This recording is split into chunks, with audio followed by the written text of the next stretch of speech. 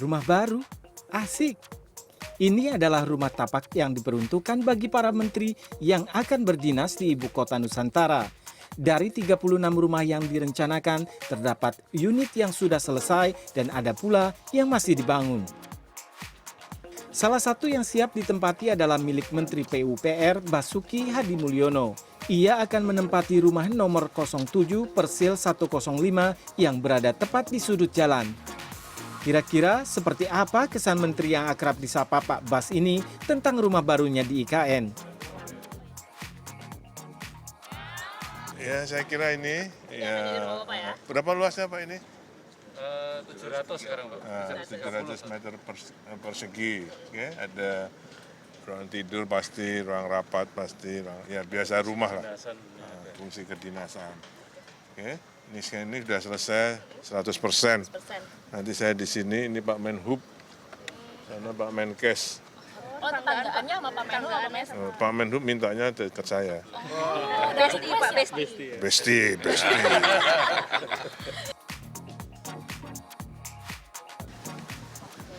Ini ruang kedinasan, jadi kalau nerima tamu, nanti agak rapat kecil, misalnya untuk kerja di sini.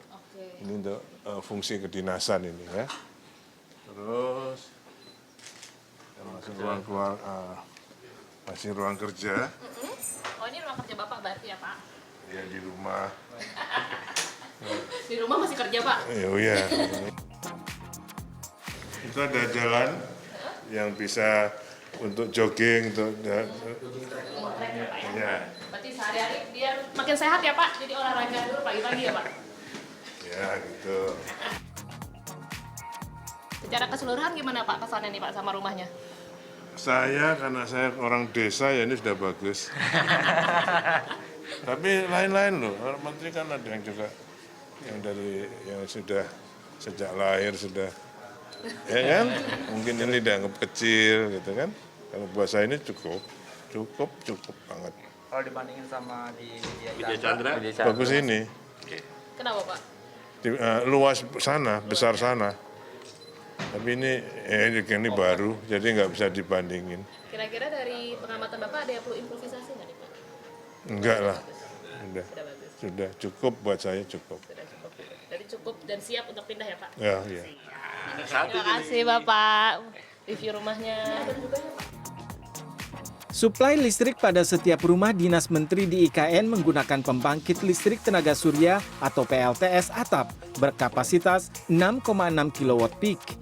Rumah yang akan menelan biaya pembangunan 14,4 miliar rupiah per unit ini sudah dilengkapi sistem smart home dengan material bangunan menggunakan 100% produk dalam negeri. Ruang terbuka di sekitar rumah juga dimaksimalkan untuk mendukung konsep Forest City di ibu kota Nusantara. Nah, selain menteri, para ASN di ibu kota Nusantara juga disiapkan apartemen yang cukup nyaman untuk tempat tinggal. Direncanakan terdapat 47 tower yang dapat menampung 11.280 orang dengan 60 unit apartemen per tower. Satu apartemen didesain untuk dihuni 3 ASN hingga 4 orang dalam satu keluarga. Saya bagi Genmood misalnya, generasi muda PU, mendingan pindah.